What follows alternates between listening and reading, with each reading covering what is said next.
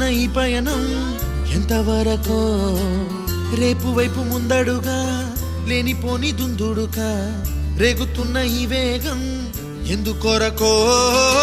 మట్టికి మబ్బుకి ఈ వేళ